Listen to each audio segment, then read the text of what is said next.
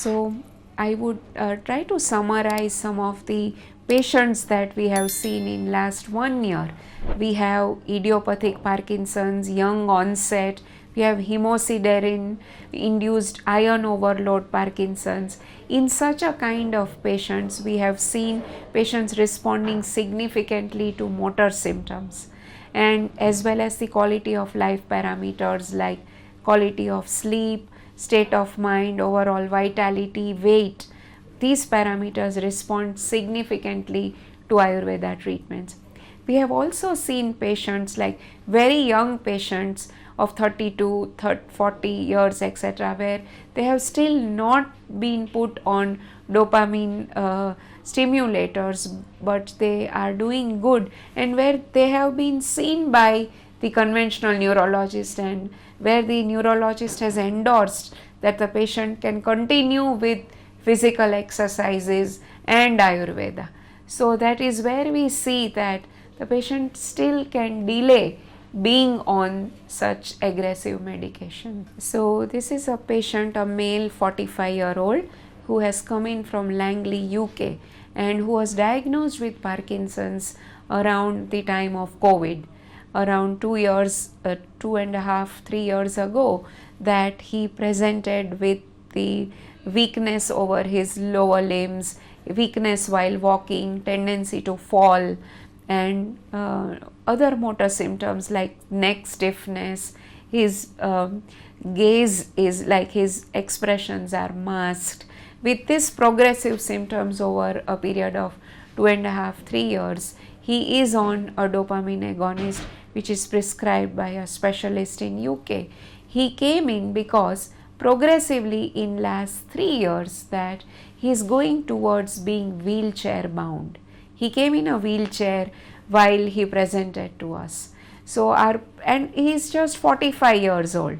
With the kind of presentation that he is in, we have a plan for him, and he has comorbidities. He has been diabetic, he has hypertension, dyslipidemia, and he is on medications for all of this. So with this, we have a plan for him to work on his chronic inflammation that is contributing by the existing comorbidities, and we are working on his motor symptoms and that is impacting his quality of life. He was at an advanced stage where advanced motor symptoms. So if you look at the categories of Parkinson's, wheelchair bound is like a severely advanced stage of Parkinson's. So he did come in that stage where he is with other motor symptoms, completely shuffling gait, he is very slow in his movements, and mask expressions, very stubborn neck, like neck stiffness, etc. And with his, although he's with the allopathy medications that he is on for his comorbidities, which is right at the moment, which is quite controlled at around HbA1c of 6.2. So for him, we have planned an 18-day treatment plan where we are working with him in phases. Like this phase of treatment is only going to be helping him to be coming to a quite significant ambulation from wheelchair bound to assisted walking to an independent walking. And I'm happy to share that for him, the precise treatment plan which was crafted has worked out very well, that within a span of about 14 days now, that from wheelchair bound to assisted technique, that the patient is moving towards walking independently, although he needs escort for his abundant safety, but he is out of his wheelchair.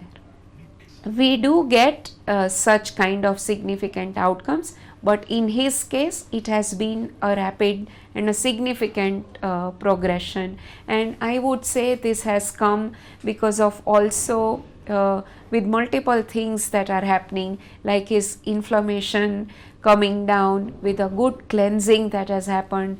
There is a very good and a professional physical rehabilitation that is happening. with this kind of a progression for a young patient that he had, he was also equally into a state of mind which was very emotionally vulnerable.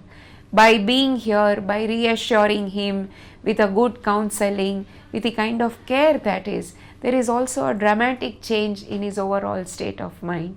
From being emotionally vulnerable, he is now aspirational, and he looks forward of seeing himself working himself independently. Yes, so what we have planned for this particular patient is that when he will complete his Ayurveda treatments, he will go back to his routine in Langley, UK, where he has been seen by a neuro expert and his other specialist. So we would want him to have a review with this new normal and with these outcomes, where a communication would be sent out to the specialist.